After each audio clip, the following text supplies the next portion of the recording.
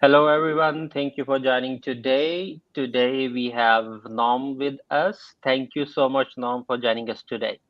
Hey, it's my pleasure. Awesome. And thank you, Howard, for being there always. I'm always here. All right. Awesome. So, Norm, we would love to have a small introduction of your side. Like, how did you get into this e-commerce space and then Amazon space? Oh, I've been in the e-commerce space since the 90s, and it was a Oh, complete fluke. I was doing some promotions for a Fortune 500 company, and they wanted to get into the e-com space. They wanted to do some co-op, have their logo match their distributors. So they asked us if I could do it, and knew nothing about it. Said yes, and all of a sudden I'm thrown into the game, and all other Fortune 500 companies or other companies were seeing what was up there, and they asked if I could help them out. So that's what happened, and that led me to a bunch of other things, which ended up my father actually asking me if I would help with a promotion of a new product in his company, which led to opening up two factories in Taiwan, which was a whole new experience. Then we came back to the US and opened up a variety of different facilities. But all of this led to understanding Amazon and being able to go to a conference back in 2013 or 14 and just trying to get my head around it, understanding e-com at the end, understanding manufacturing and fulfillment and all that other stuff, but then applying it over to Amazon. So it was a fairly easy transition for me, but I mean, it's tough if you're not already in the game to just understand it because there's so many elements that you need, and you can't be an expert in everything. Let me kind of go over what we kind of me, Zishan and Norm was talking about before we went live. The reason why we have here we have like Signolix and Econ Fleet is because Zishan represents us in the Pakistan side. So he has a big audience. He's a big influencer. He's actually a teacher over there. He used to teach a lot of the community in Pakistan. So he has a lot of students that are actually part of the top, sellers or we call it like virtual assistant, but I like to call them like executive assistant. But then also also the freelancers and stuff. He trains up from the bottom up. So that's a reason why we some people might not know that that's the reason why you see both of us on here. So for my side, the audience is probably more on the western side, but so the top three, if you guys, a lot of our audience here might have saw on Marketplace poll says that the top three sellers actually worldwide, Pakistan's right now currently ranked number three. So it's something that is very interesting because we've been doing this for a while now, and it's getting more and more popular on our Pakistan side. That it's good to look into how it's actually like the move that we're making is actually paying off because we are actually based in Pakistan, an office in Pakistan, and we do the RPO, recruitment process outsourcing. So what we do is actually we go in to Pakistan and we find the best, the most elite talent in Pakistan, and we hire them, and they stay at our office. So it's part of the team, and then we just make sure we train them as well as we outsource it. Clients comes in and we get actually them to hire them through us, and they just how we train them and we make sure that everything's all right. If any of the clients is employee that they hire through us leaves, we actually would supplement them with another employee right off the bat and with all the training and stuff. So it's not like they leave and they have to retrain and stuff like that. Things like that we try to accommodate, and that's why we have us here on the podcast together, as well as that's the reason why we're in Pakistan and we talk about Pakistan so much. yeah. Thank you, Howard, for the awesome introduction. So basically, and we have been doing this for almost 1 year now, and we have like successful talent coming in, and we have been training them, and we are making them super talented. So that's what uh, actually goes within us. And now back to the topic, Norm. Oh, I was supposed to bring a topic. Yeah. Okay, all right.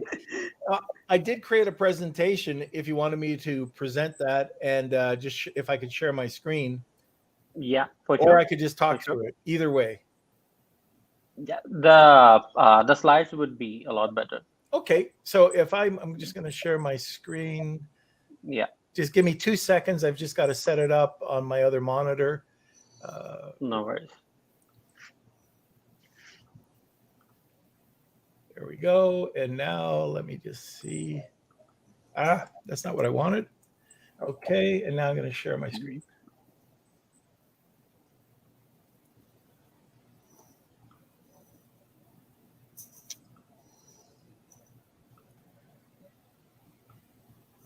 Share And screen. guys, make sure you have, if you have any questions, put your question in the comment section, and we will be answering the questions at the end. Okay.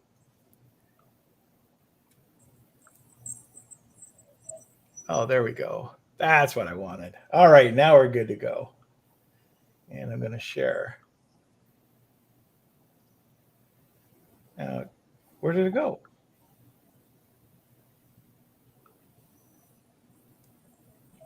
You don't see my presentation, right? No. That is so bizarre. Okay, so I'm seeing it right now. And then when I just give me 2 seconds, I might have to do this a different way. I thought everything was set up in full screen.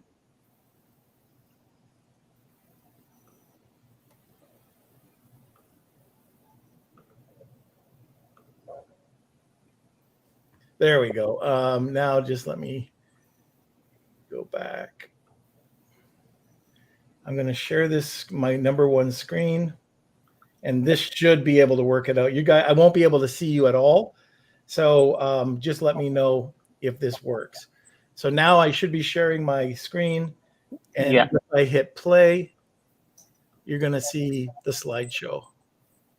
Is that correct? Yep. Yeah. Okay, perfect. So today I wanted to talk about external traffic. I don't know why, but a lot of Amazon sellers, e-com sellers, are afraid of external traffic. I have no idea why people don't do it. Very few people actually do it, and very few people do it well. So I'm going to show you just different types of external traffic and what to do and how to do it. Now, first of all, it's the basics. We've already gone through that. So I'm going to tell you about the prerequisites, the types of external traffic, how to unlevel the playing field, and then kind of the best practices as I go through this.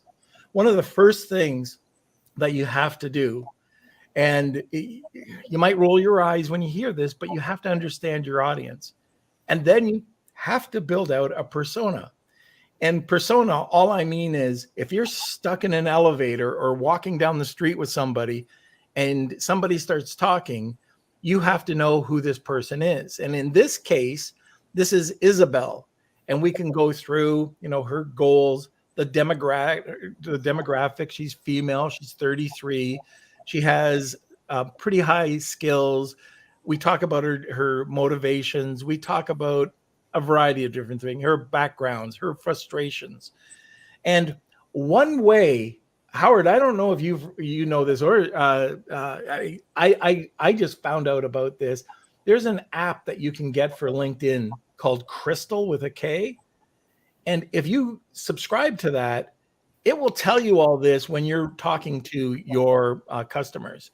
And there's another app out there that can help you out called Spark Toro. But anyways, this is so important. And if you can do this and you can nail these people, it's not just one persona. You might have 5 personas or 10, but if you nail down that one or two and you do it really well, that's the very first thing. Also, you don't want to waste your time if you don't have the listing. I know we're not here to talk about, you a proper optimization of your listing, but this goes well beyond just having the images, the title, the bullets, the back end, the meta tags, and all of that stuff. This goes on to testing out your pricing, coupons, how to get frequently bought together, adding your question Q&As, having reviews, and it's also testing out Amazon's internal tools to make sure that it is optimized, the most optimized listing as possible. And for example, under inventory, you can go to improve listing quality, and it's going to show you a drop down of how you can improve your listing. And you can just walk through it. Actually, if you go to the far right, it's going to have a drop down, and there'll be I think it could be 1 to 5 different suggestions. Some are terrible, but a lot of them, okay, if I just tweak this, it'll be great. Inventory planning. So managing your inventory health. That's also will play a big part in this, that you have high quality health. Also, just your overall health performance. Those are important things. One of the other areas is managing product documents. That's back in the inventory module. Very few sellers are doing this. And I don't know why, because this allows you to upload instructions or guides or tech specs, all these different things that we were trying to send out to people with our email sequence. At least back in the day, we used to do 3 emails. Now, if you customize it, they're saying don't send out a PDF. Well, this allows you to give all of that information on your listing. And one of my favorites is growth opportunities. So you'll see a growth tab, click growth opportunities. And in the bottom left of this slide, I wanted to show this because what this is showing is that if I added A+ content to this, it could increase my sales by over $10,000 a month. So sometimes you'll see $400 or $1,000. I went into a new client and I checked out just by working with this, we could improve their overall sales by about $30,000 a month. So just playing around with it. Some things are obvious and some things aren't. But then brand analytics. So now let's just move on. I wanted just to make sure that you do this and you have your listing as optimized as possible so you don't waste money. But now for traffic. And Howard's gonna, he can probably, the amount I've talked about it, he could probably do this spiel. But my favorite tool above all right now is Google Business Profile. Google Business Profile can be found at business.google.com. And it allows us to instantly index for keywords or for your shoppable brand links. I'll get into it in a second. One thing I want to say is usually when I talk about Google My Business, which is now called Google Business Profile, I get lots of comments coming back saying, no, you're wrong. You can't do it. This is only for bricks and mortar. And I have to keep going back and forth and saying, no, you have to open up a brand account over at Google. It's very similar. In fact, it is pretty much the same thing.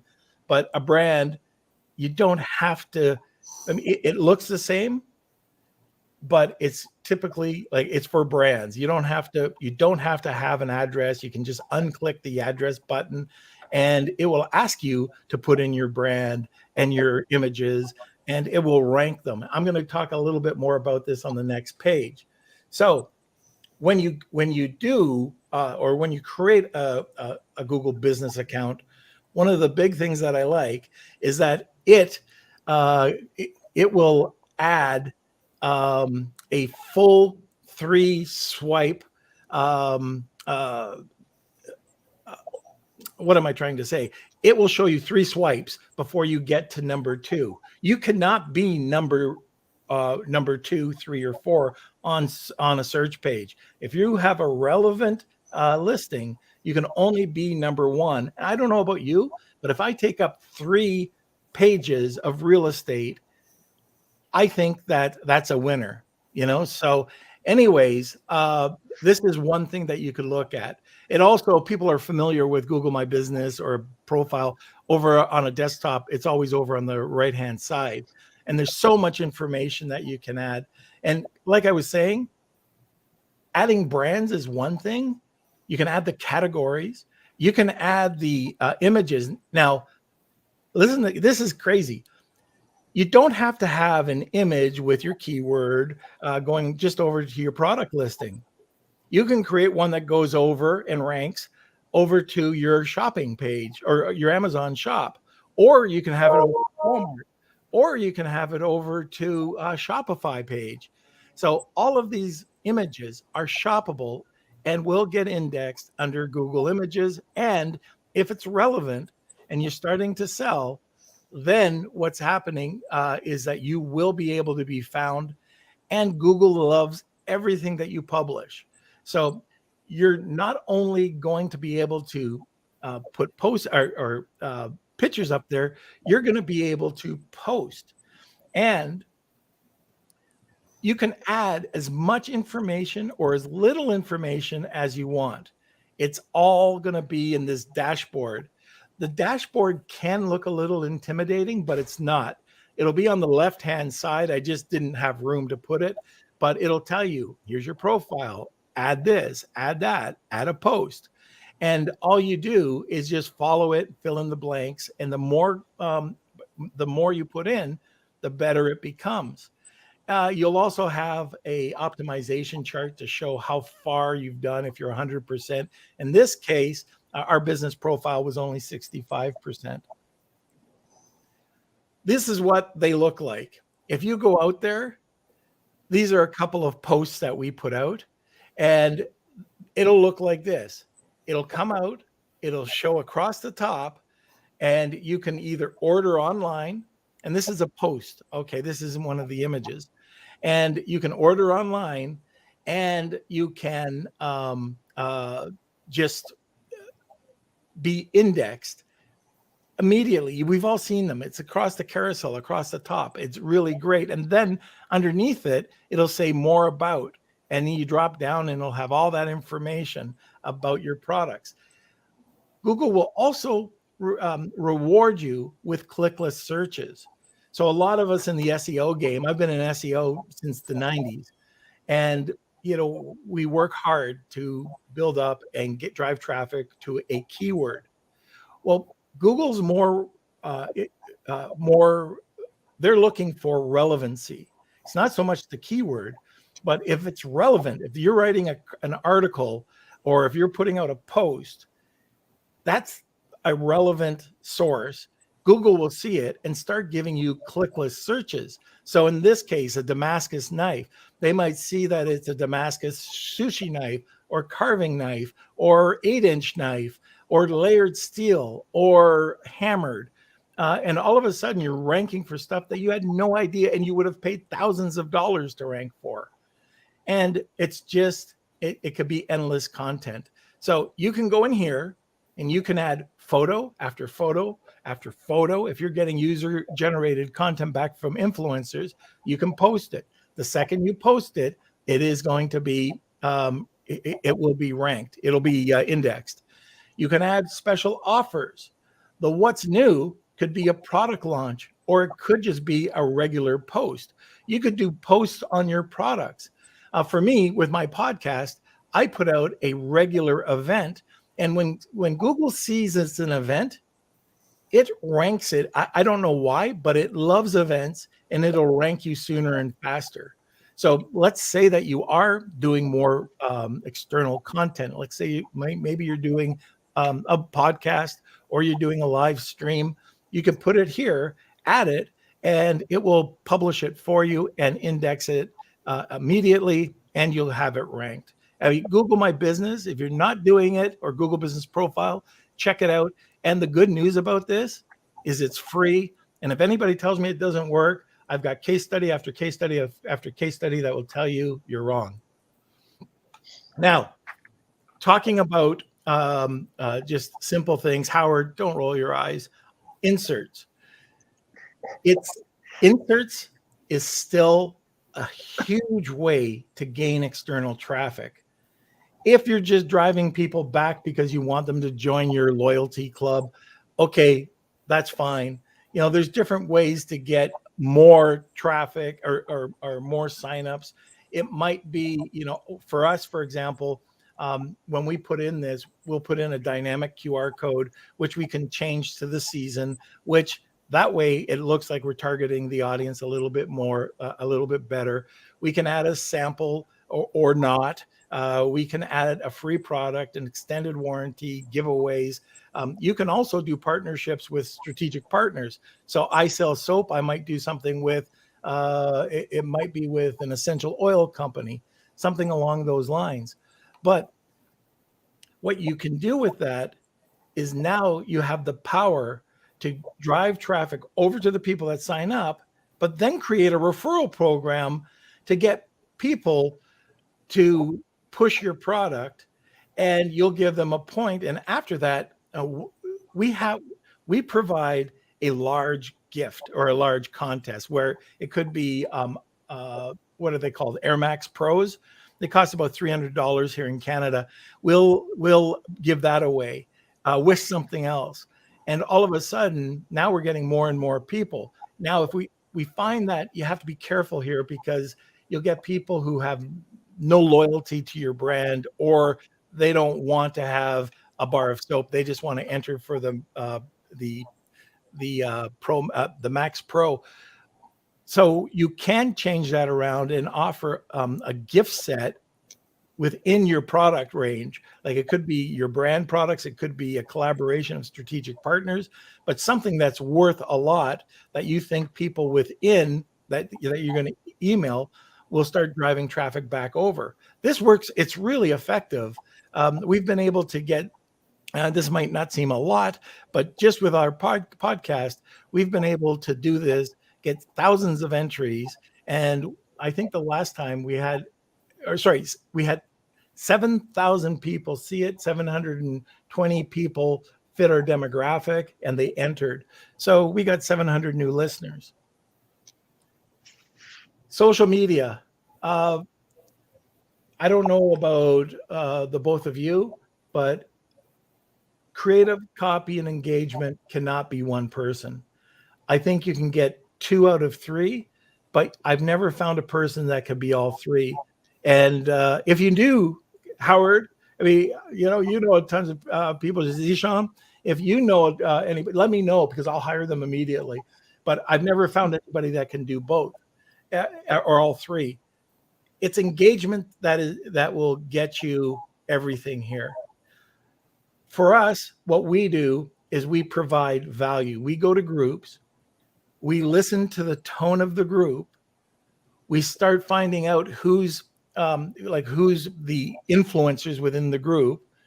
We'll respond and go back and forth with these people. And as we're adding and as we're growing, now these people are seeing, oh, wow, who's this new person in the group? And they'll come and like our page. And then we can start targeting them on like if we're doing any other types of campaigns. But once they like our page, they're coming over to our group. They're participating in our group, even within our page. I'm talking about our group. So let's say we have a group that drives over some traffic. Once we trap them onto our page, then it's still value. We have multiple layers of different quality or quantity and content types that go onto our Facebook page. And it's similar over on the group. Like we might add a full post or a press release or something, but it's never promotional. Even when I start out a Facebook page, I have it where I'm putting a lot of content, 10, 20 high quality pieces of content before I'll even launch the page. I want people to look at like it's consistent, that the posts are new, they're not old, and that it's something that they want to be part of. Just think of what you would want to be part of. This could be the single biggest thread for your traffic and to find people who can eventually buy your product, be repeat customers, become influencers, and be brand ambassadors. And I'm going to get into that a little bit later on because it's another great way to do this. One of the reasons I try to get involved with social media is that I can be an authority. And there's a variety of different ways. I'm a micro brand. No matter what you do on Amazon, you're a micro brand. People don't know you. You're driving traffic over to your Amazon listing, and people have no idea who they are. How do they trust you? They're going to find the first red flag and not buy from you because they already don't trust you. Once they go onto the internet and they see that you have consistency, like a nice brand, it's consistent, it doesn't look like it's scammy, then that builds trust. If you're doing it for a longer period of time, you'll see that it builds authority. And you have to understand this audience because it'll save you so much money. One of the things I want to talk about too is when you go on to social media, many sellers forget about their brand. You want to be brand consistent. You want to post with your colors. You have a certain font. You might have templates for different types of content. And this helps people just look like you're a higher perceived value. So it's not a process that can just be rushed. You can go out there. If you want 100,000 likes or 100,000 followers, I can get them for you. But they're going to be cheap, crappy likes or follows. And it's going to be people that don't engage. We want engagement. And to give you an example, we have just launched a mindfulness product, like a spiritual product. And we've been building and building and building content for a long time. But within the last 3 months, we have 5,000 likes. And these are people that are engaged, people who like our product, which is so key. If you build it, they will come. And that is true. Right now, video is probably the most popular form, followed by an image, followed by copy, or just, straight copy. Now, 480 times more effective than a photo, believe it or not. That's why TikTok and Reels are the number 1 and 2 social media platforms to work with right now. So TikTok is very, depending on your audience, is great. Reels is great. They're both video. They rely heavy on video. But the others, like in Facebook or in the straight Instagram, I mean, you don't have to stop there, but you don't want to stretch yourself out where you've got Facebook, YouTube, TikTok, Twitter, Pinterest. Find the 1 or 2 that really fit your audience, and then start working that one. You'll end up becoming an expert in that rather than becoming an expert in none.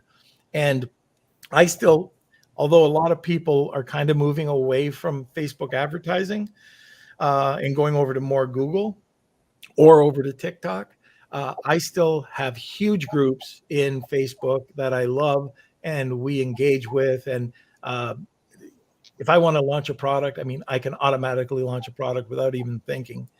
So constant posting is also the thing. If you're going to post for during your launch and never post again, first of all, people are going to look at it. I don't know about you, but when I'm posting, or if I'm looking at a group and I see that there's no posts, I'm not too interested in being part of that group, and I just click on or I don't accept the invite.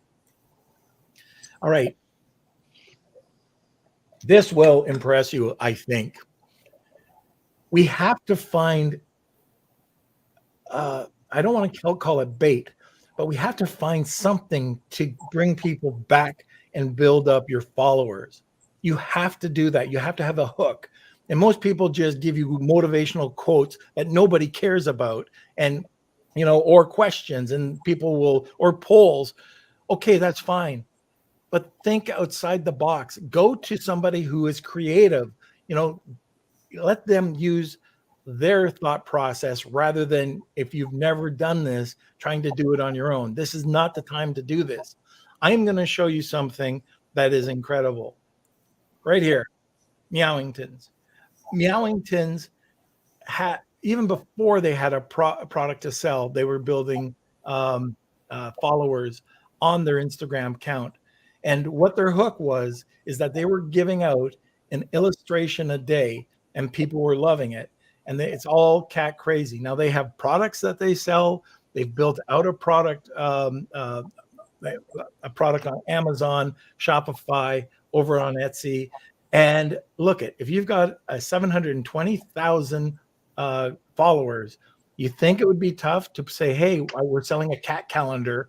Would you like it this week? And it features Milton the cat. So there's Milton. Milton the cat. Everybody who signs up on their newsletter gets a cat, one cartoon a day.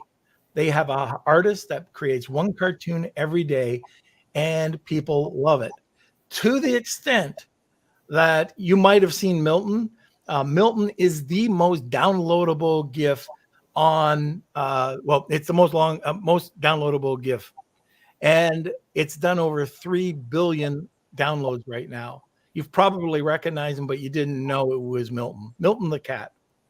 So that's something that was built out even prior to the launch. The other thing is you have to have, like, with your brand. So I put this in here just to show you the far other side of this. I know the guy who came up with Die Epic. He had no idea that his clothing, it's more urban style clothing. He's an MMA fighter.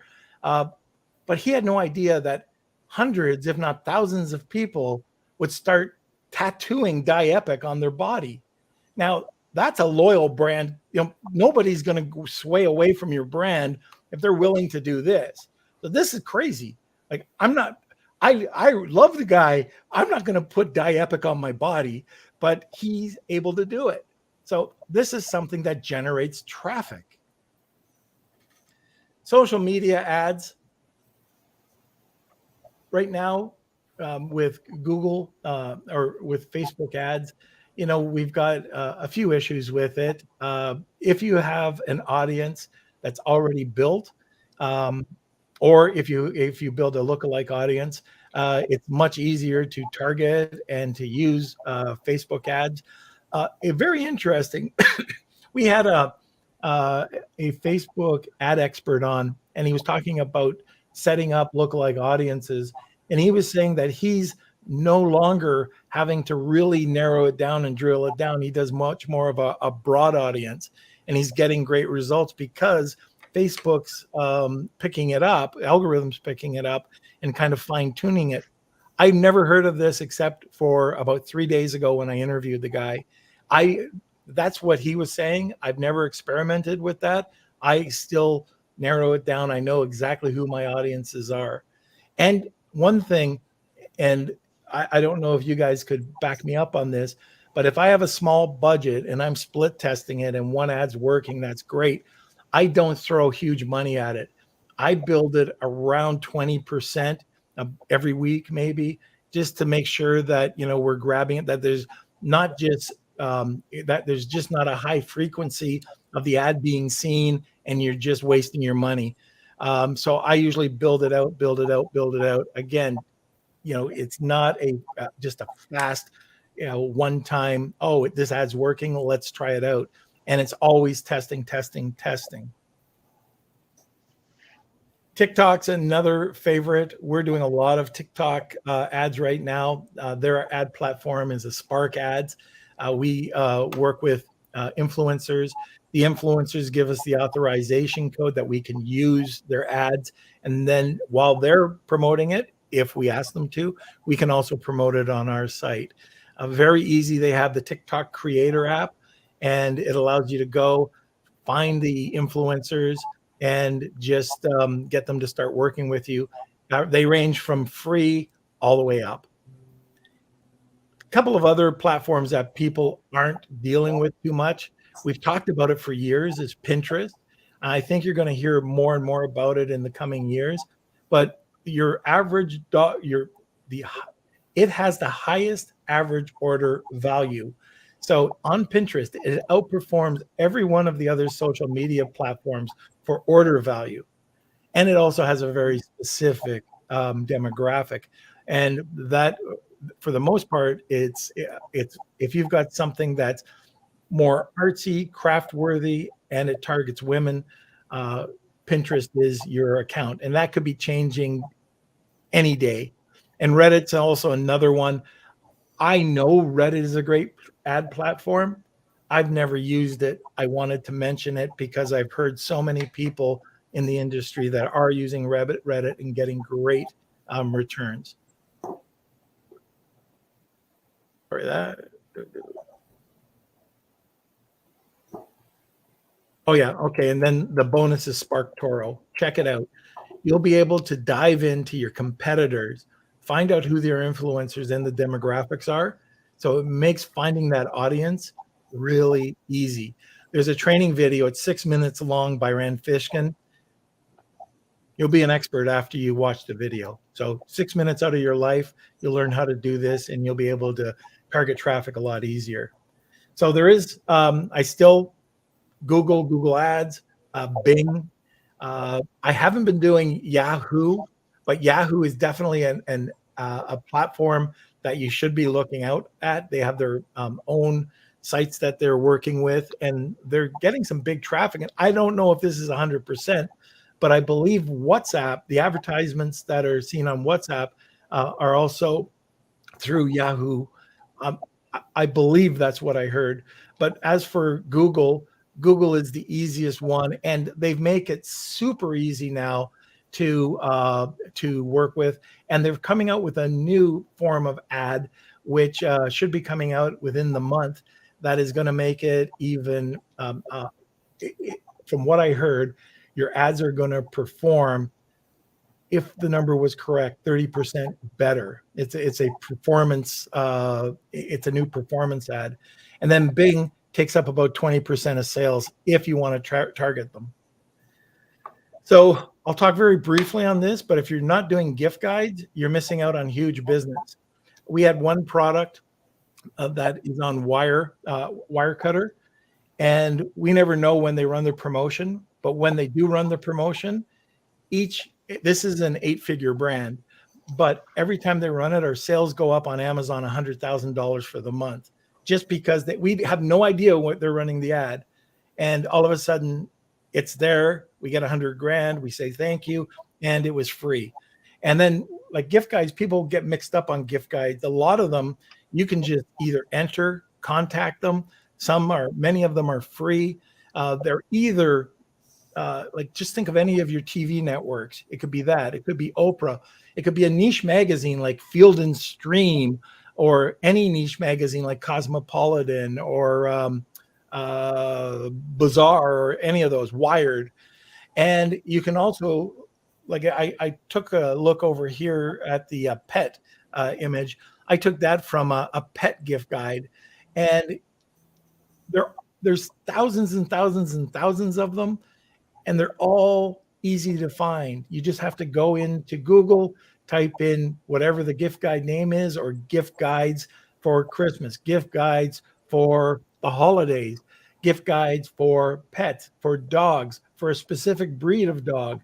And some are global, some are national, some are state, local, general, specific niche. Get into gift guides. They can generate a lot of business. They don't guarantee anything, and some you have to pay for, but it's a great way to get some extra exposure and traffic.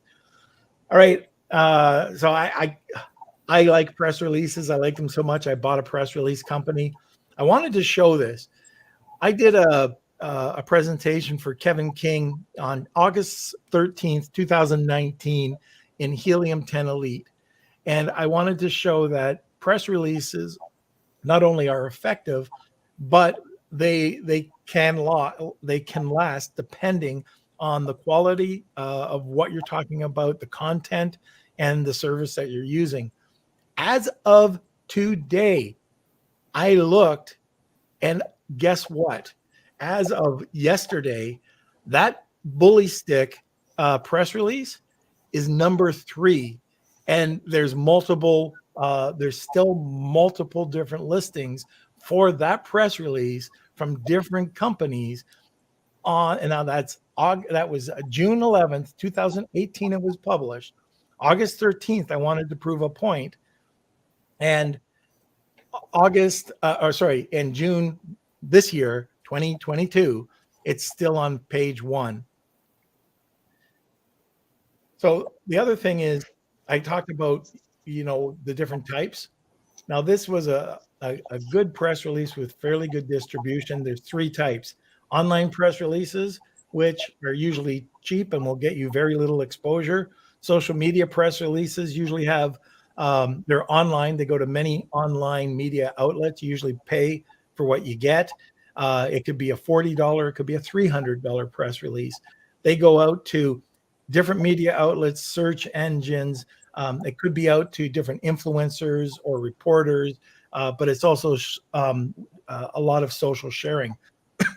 Then you have the traditional press release, and I would take that probably from a $500 to a $3,000 press release.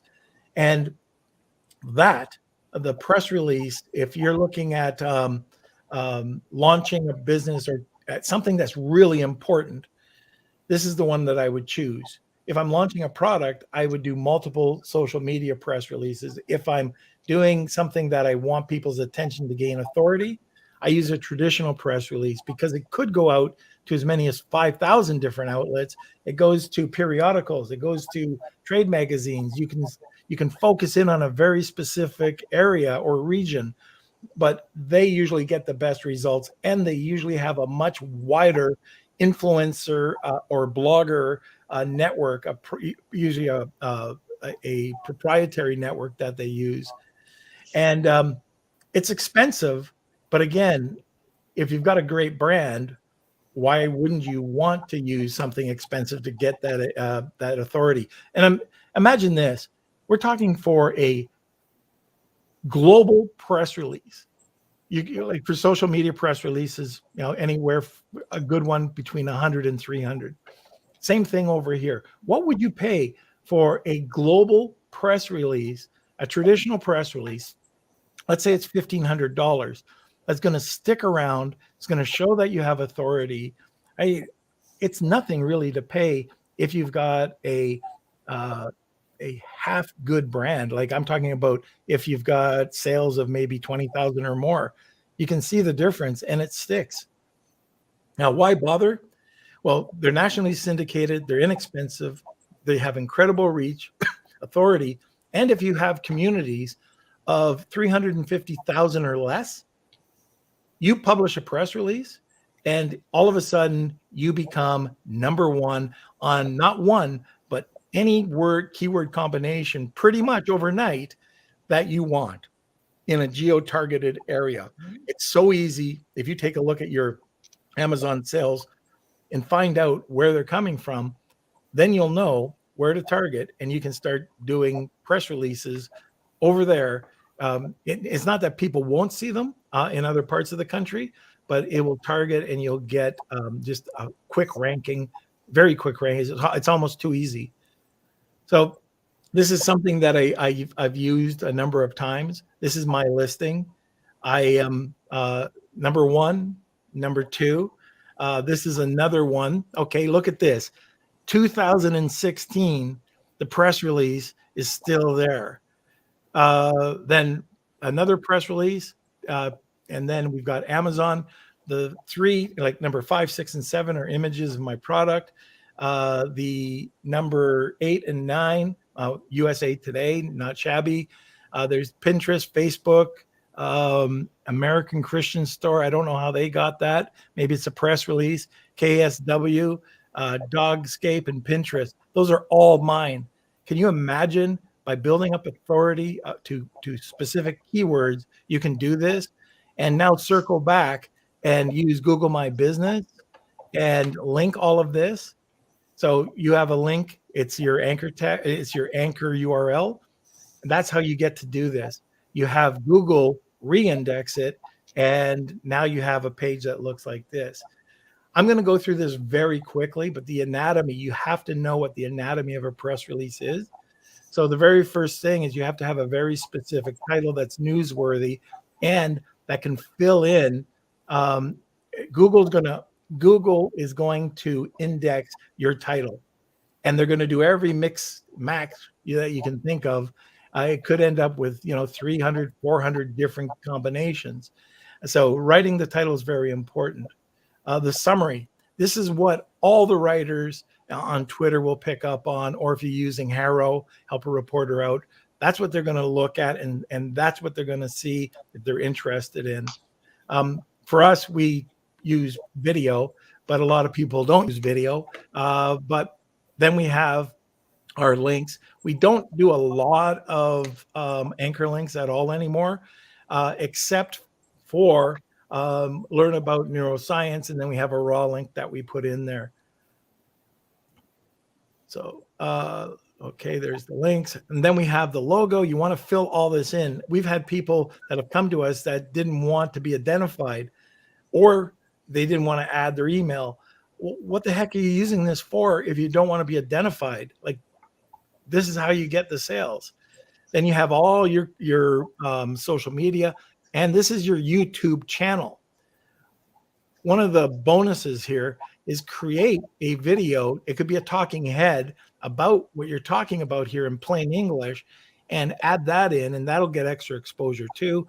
And then you can add usually about 4 images, and you don't want to put anything that has a social or discount code. So for the one that we just recently did, this was in a 24-hour period. We had 216 keywords ranked on Google, 180 were ranked on the first page, and 121 were ranked number 1.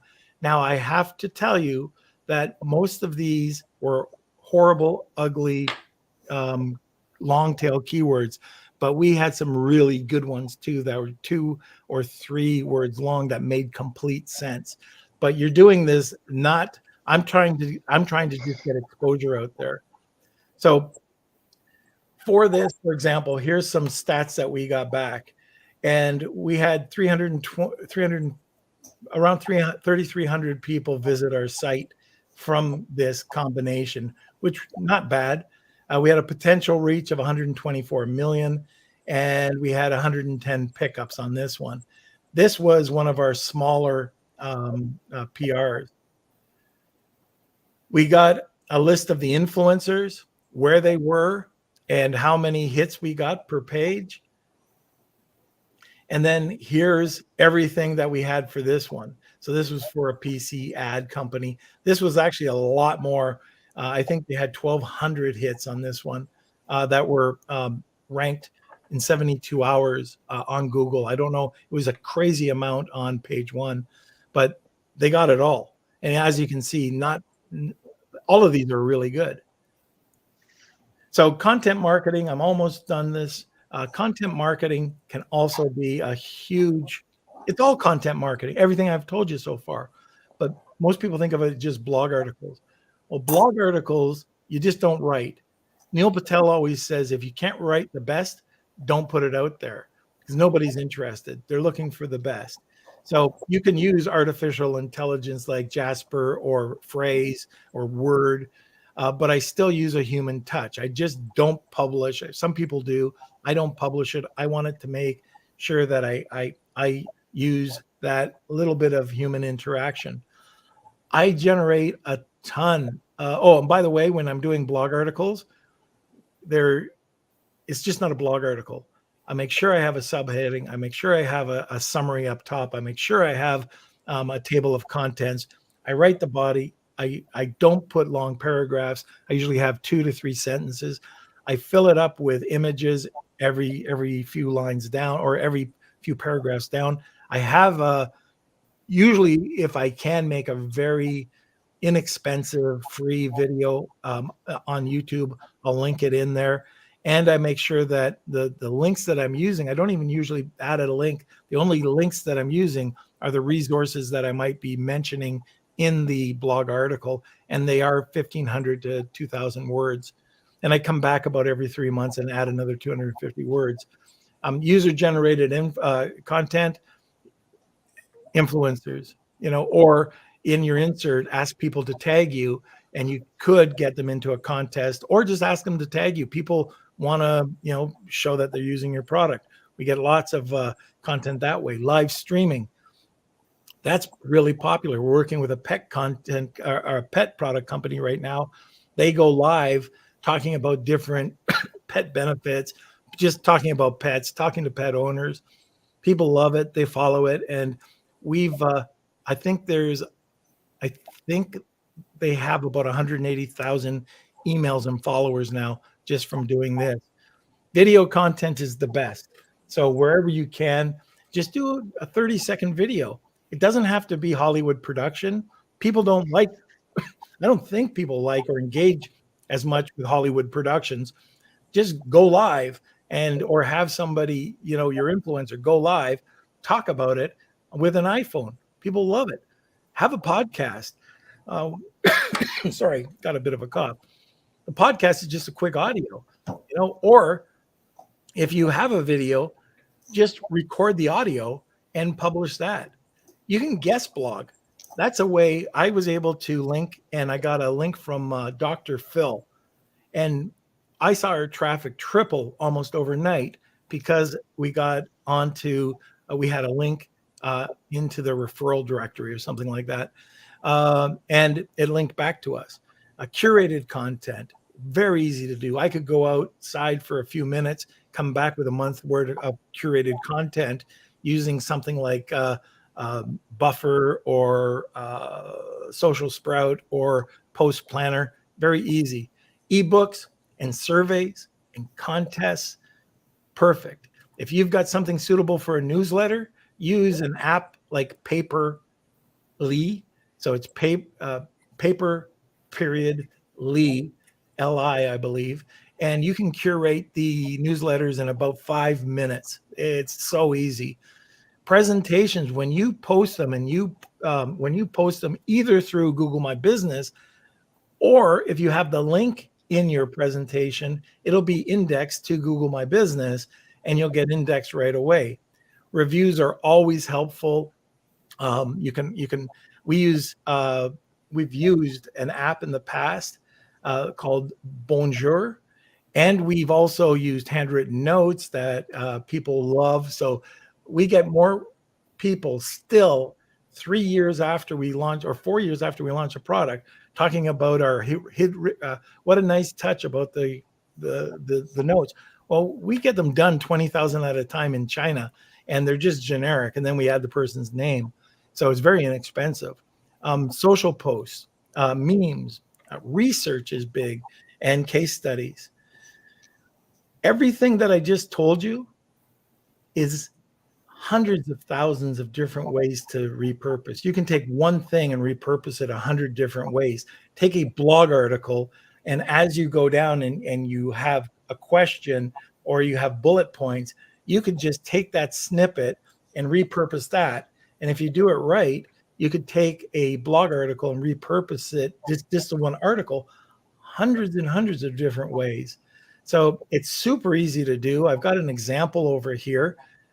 This is just something that we use for, this is a client of ours, and he's a neuroscientist. Anyways, okay, we put it on Facebook, we put it on YouTube, we put it on Twitter, this is only 3 that we put it on. And then the secret sauce. The secret sauce is doing exactly that with repurposing, but you're doing it with first creating a good quality blog article. You're creating a video and embedding it into the blog article. You publish it, just not onto your website, syndicate it so it goes out to 100 different sites or 500 different sites. Once it's published, write a press release. Within the press release, you might have 5 reasons why is your blog article, although I don't use a lot of that type of titling, but like something that would be more of a blog article title and something more newsworthy,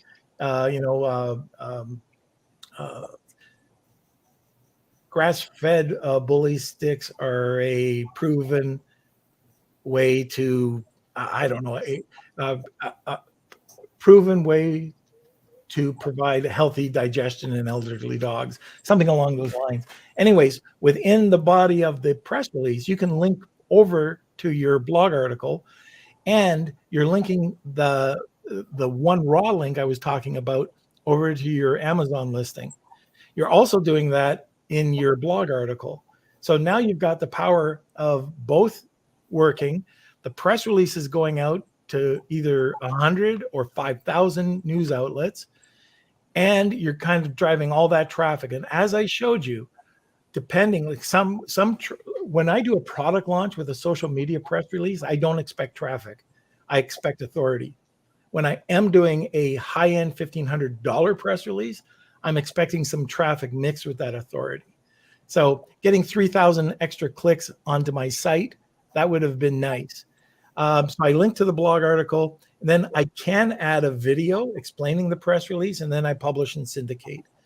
So then I take it, and these are all optional. I can create an audio recording from the video. I can create a video of the PR, but make it into a script, so transcribe it. There's so many things that you can do, and you can create literally hundreds of snippets out of one press release and blog. Help a reporter out is, if you're not familiar with it, hopefully most of you are, is there are tons of people out there looking for content. And I can pretty much guarantee anybody selling anything on Amazon, there is an influencer, a blogger, a reporter looking for content. And this is the easiest way to start building out your external traffic, because you're going on to, like, let's say the New York Times or Oprah. Okay, so you've got that magazine. They pick something up and they write. I know I got something with Entrepreneur once, and that's huge. They've got way more traffic than I could ever imagine, and I'm going to have links coming back to whatever I want them to come back to. Now, influencer marketing, this is a whole hour on its own. All I'm going to tell you about this are some very simple things you should look for. First of all, the audience. Are you a TikTok audience? You go through what I talked about at the beginning. I work for the majority of the time with nano and micro influencers. Micro influencers technically are under 100,000 people. Nano are under 10,000, but even smaller, like people that have 500 or people that have even less. They usually want your product for free, and they send it out, and those 250 people really know the person. So all of a sudden you've got somebody working with you. I am adding, if you have the brand referral program, I'm giving them the 10%. So they're making some money. So not only, some will ask you for a fee. I might end up negotiating a flat fee, and I'll give them an ongoing commission to continue to promote the product. Now, they can do this with images and videos, but I like it when they put it onto their blog. If I can find an influencer with a really great blog, or if they have a really great network, I can provide them with product, let's say 10 products that they can give as a content. So these are things that you can do using influencer marketing. It doesn't have to be difficult. It can be very simple. Sometimes, depending on the email that you send them, it can be tough getting them to respond. So you've got to kind of figure out, the personality and the way to word those emails to get them to respond. I know Joe Martin is a guy that has BoxyCharm. He skipped the micro and the macro. He went right to the celebrity. He went to the Kardashians, and he paid the big bucks, and he got other big influencers, and his BoxyCharm went through the roof. It recently sold for $500 million to Etsy. And, he had the money, though, that he could go. I don't know about you. I don't have that kind of money that I can, throw the dice once. He had to do it multiple times. And everything I'm telling you it's all about touch points. You can do one type of marketing or, and just keep doing that and become an expert at it. as long as you have multiple touch points, and that means at least people can see it 7 times so they can start recognizing your name. This one, a lot of people don't think about, and I think this is my last one, is your small, medium-sized businesses, the retail market. Retail's not dead. It just smells funny. A lot of mom and pop stores are out there, and they are truly the heartbeat of America. They're the ones that are buying up a case at a time. They're paying you by credit card, and you have to pay them wholesale. They'll buy wholesale, but they buy case lots. It's all upfront cash. You don't wait for anything. You have your inserts in the case, in the product, and now you've driven a ton. It could be hundreds, could be thousands, could be tens of thousands of new customers to your doorstep because of this forgotten marketplace. And it's a huge marketplace. Now, the last thing is you could take any 1 or 2 or take 10 of these, and it will not work unless you put it all together. Number one, you have to, I call it grooming your customer, but you have to create excellent customer service. If they're contacting you, you be on them, you get on them. Send them out a little bonus thing once in a while. Like for us with soap, I might send out a bonus sample, just it's unexpected. Or if you're shipping them an order, give them something they're not expecting. For us, it might be a bottle of shampoo, like a small sample bottle. I might call around to my strategic partners and say, hey, do you have any samples that we could put into these orders this month? We do this with soap artisans, and we'll give them a different type of soap that they're not expecting. Then we definitely want to build that email list. We want to work with SMS. If you can, direct mail is also something that's come back. And you can have that VIP club. It's not dead. It's just how do you work it? And you have to make sure it's just not a dead VIP club. At the end of the day, it comes down to engagement. And I call this blitz marketing. If you can create blitz marketing, then you can create a huge external traffic blitz. So I think that's it. There we go. Wow. So this is a ton like huge information, tons of information there. So let's take some questions. Sure.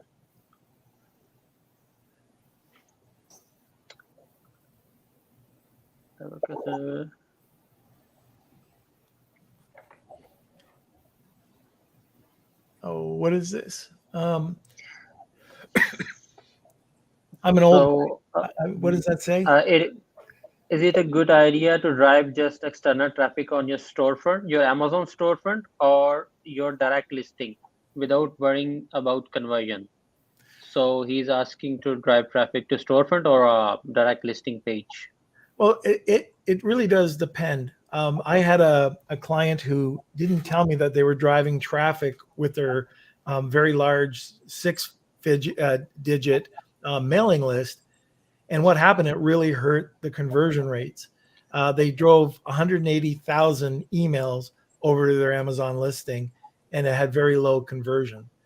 And the reason why is because they kept the products on their site with an added value bracelet. And so people went over there and bought instead of Amazon. So all of a sudden they ended up below a 1% conversion rate, which hurt them. You can drive it over to your store. Different people, like I've talked to Kevin King about this, and he says he likes driving people over to the store. The reason for me is I'm selling soap. I can give them the full experience of our brand. And then I might even get an order that I didn't expect. But you can drive them over. Now, if you're expecting a lot of tire kickers, one of the things that I would do is get a very simple landing page.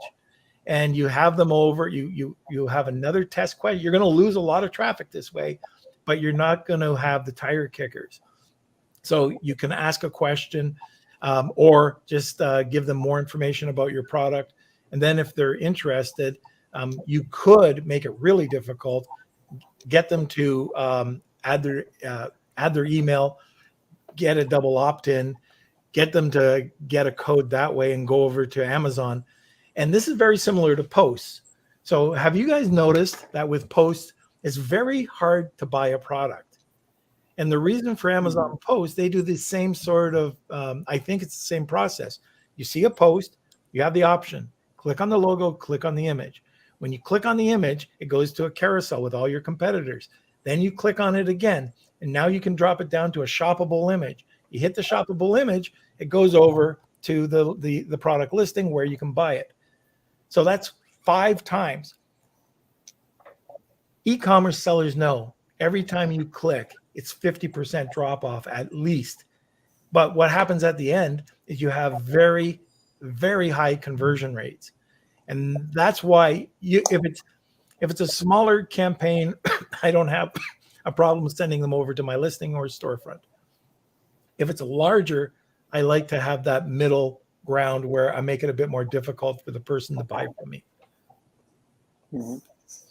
Yeah, so one other thing you can do, like having a landing page and just putting the buy with Prime, so Right. everyone knows if you are buying, then you are going to get it from Amazon. So this is the another way. That's true. Yep. Uh, what would be the best email to use for Google Business Profile? For example, our domain name or just the Gmail one? Yeah, you have to have a Gmail, either G Suite or a Gmail name, right? I would recommend it has to be something from I believe it has to be a Gmail email. So for me, with my soap, I have Norm at, and that is the email that I'm using, or orders at, or something like that. Uh, the name of the name of the store, you should, like, if it's your brand, you can name the store you're going to have to verify all your information. So if they ask you for your address, don't be afraid to put in your address. There is a button there that you can uncheck, but if you tell them to go to a post office box, or if it's a UPS store or FedEx, you'll get rejected.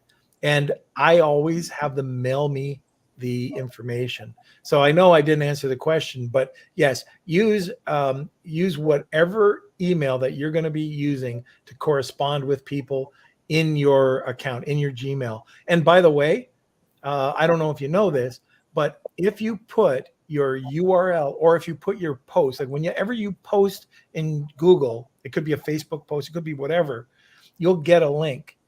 If you create a short link and put it into the signature, like let's say I post once a week, I put it in my signature. Every time I send out of my Gmail account, Amazon will be able to index it.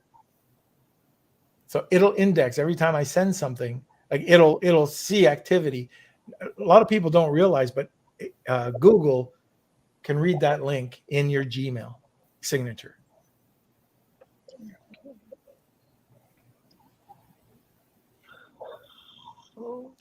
How and where to go the press release? Okay, so Rana, the best way to do this is you can do it yourself. You can go and you can spend a lot of time, money, and energy going and trying to find out all of these distribution points, or influencers or bloggers.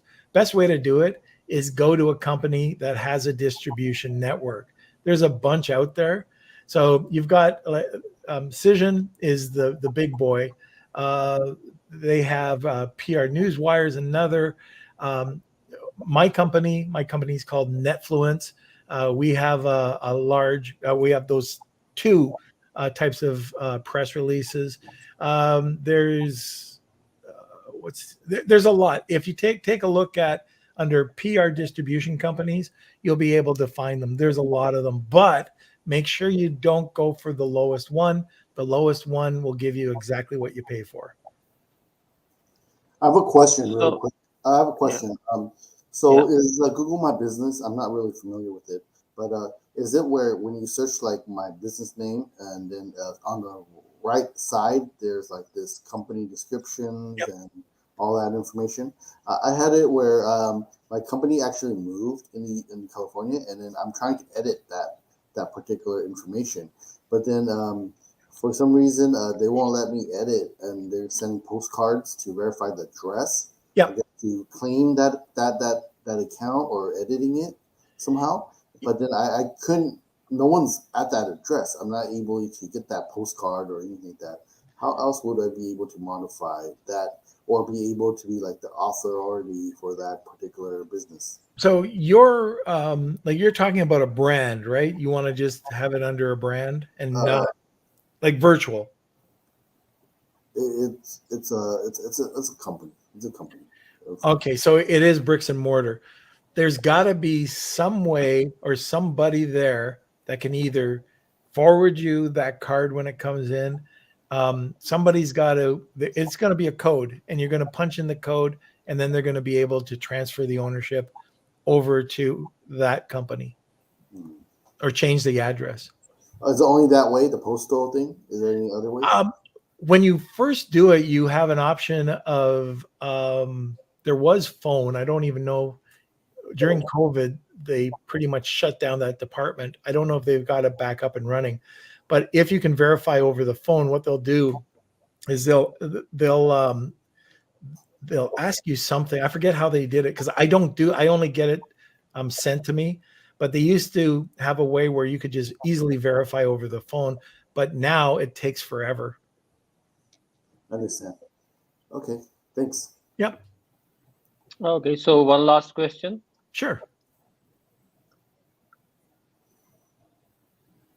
Can we share product direct link on social media platforms like Facebook page and Insta? And do you think if there are no conversions, our product will not de-rank on Amazon? Can we share a direct link? So you're talking about your product link, right, on social Yeah, media? yeah. So posting the direct link, like the Amazon product link on social media, and when the traffic comes, and but there are no conversions, that is going to de-rank on Amazon or not? So that is the question. I don't think there is a big myth out there, with the conversion side.